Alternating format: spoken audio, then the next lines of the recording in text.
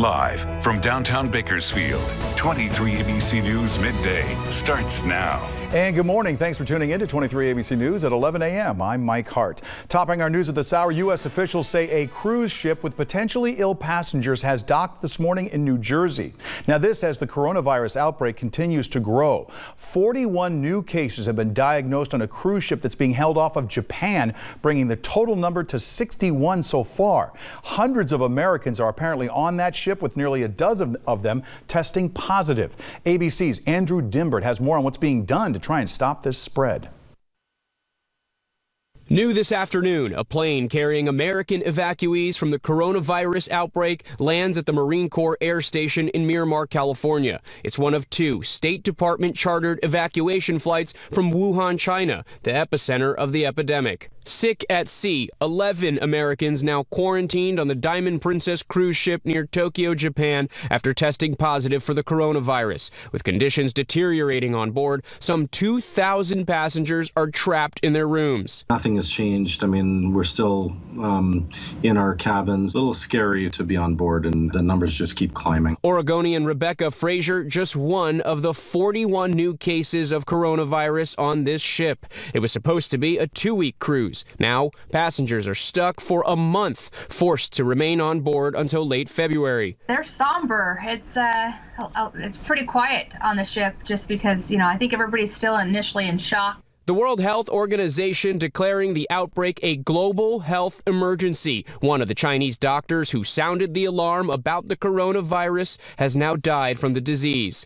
He was 34. And this morning, the first possible cases of coronavirus on board a ship docking in America. A Royal Caribbean ship arriving in Bayonne, New Jersey, with some Chinese nationals on board. More than 24 passengers were isolated and tested, and 4 were taken off the ship to be evaluated at a local hospital. All other passengers were cleared. What if one of us had been hanging out with them or sitting right beside them or eating with them? New this morning, President Trump speaking with China's President Xi, saying the two countries are working closely to combat the coronavirus. They're working really hard, and I think they're doing a very professional job. All week long, China's foreign minister has publicly criticized the U.S. for its response to the outbreak, despite working with American authorities and accepting U.S. aid to stop the spread. Andrew Dimbert, ABC News, Washington. All right, let's bring in 23 ABC's chief meteorologist Elena Ruska to look at that 11 a.m. forecast. We're in the 60s yet? Yeah, talking about 60s widespread for the afternoon. That high pressure and control, so that warming trend is here. We're at 58 in Bakersfield, so in that noon hour we get the 60s if you've got plans to go out for lunch, and then we're staying there for about 5 hours here on the valley floor. About 4 hours. Even then, it's a nice afternoon ahead, right? 50 in Kernville, 64 in Tehachapi already, 56 into Fraser Park. So as we all keep climbing, you see those 60s here in Bakersfield today and tomorrow under sunny skies. Overnight lows in the low 40s. Oh, that's so great. Then the Sunday's forecast, this is a mess. We can count on the cloud cover. We can count on the breezes. We can count on the cool down. What about the precipitation? Not looking very promising for the valley floor, but it could be snow at pass level in the mountains. More on that in a minute. A huge turnout this morning for the monthly Veterans Honor Flight Breakfast held at the Elks Lodge off the Garces Circle in downtown Bakersfield. Look at this. Normally on the first Thursday of the month, it was moved to this morning due to a scheduling conflict.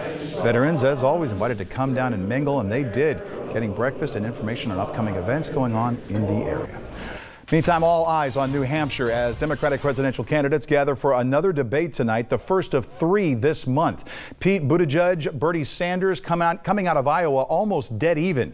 The New Hampshire primary is Tuesday. On the stage tonight, Buttigieg and Sanders, along with Joe Biden, Amy Klobuchar, Tom Steyer, Elizabeth Warren, and Andrew Yang. You can watch the debate right here live on 23 ABC beginning at 5 p.m. We'll have a special digital newscast on our website, turn223.com, and our Facebook page. 23 ABC News at 6 and the Now Bakersfield at 7 will not air. Instead, we'll have a special edition of the news following the debate at about 8 o'clock.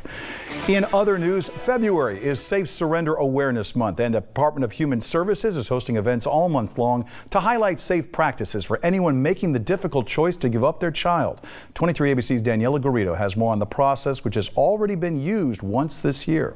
The first safe surrender of 2020 has already happened this year, and in 2019, 5 babies were safely surrendered. Since 2006, 77 babies have been surrendered in Kern County, and that is 77 lives saved, because who knows what would have happened if they didn't use this law, and that really does show that the community is listening. They want that life. They want to help those children. First signed into action in January 2001, the Safely Surrendered Baby Law is meant to save lives of newborn infants at risk of abandonment by encouraging parents to surrender the infant with no questions asked. The process for surrendering a baby, you have to do it within 72 hours of the baby's birth, and the baby cannot be injured. And this process really is our moniker, which is no shame, no blame, no name. That mother can surrender her baby, and then the baby is kind of taken into that pre-approved adoptive home, but the mother does have 14 days to decide if they want to reclaim that baby. The surrendered baby and mother will be given a matching band for those 14 days.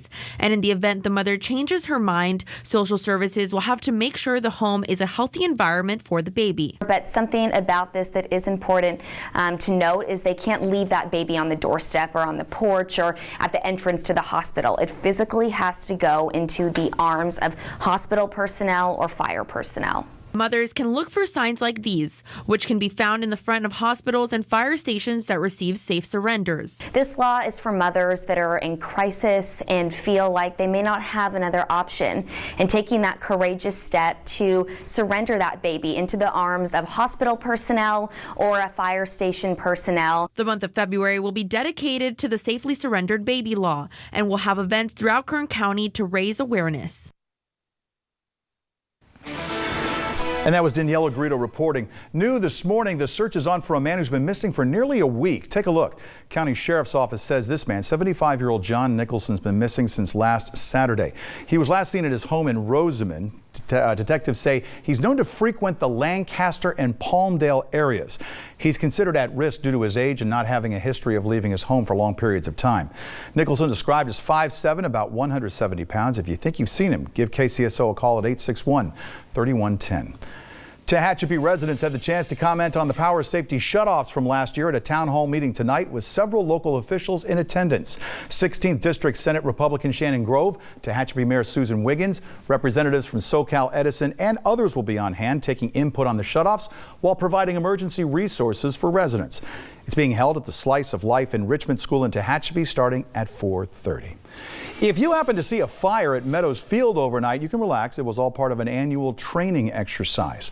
Every year, a special live fire exercise is held to make sure that crews meet FAA standards when it comes to emergencies involving commercial aircraft. Crews battled interior fires on planes and exterior fires that could result from spilling fuel.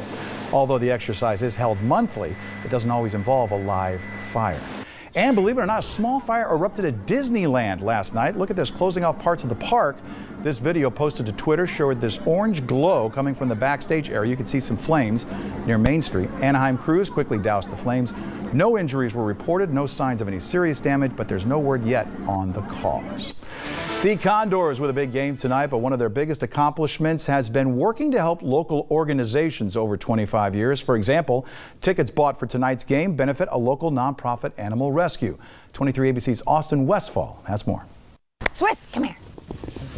Good boy. Morgan Socolow is the director of Pet Matchmaker, a local rescue mostly focused on rescuing dogs. And these guys are sisters. She's currently watching over a couple litters of puppies and several other bigger dogs who would otherwise be in a shelter. Sit.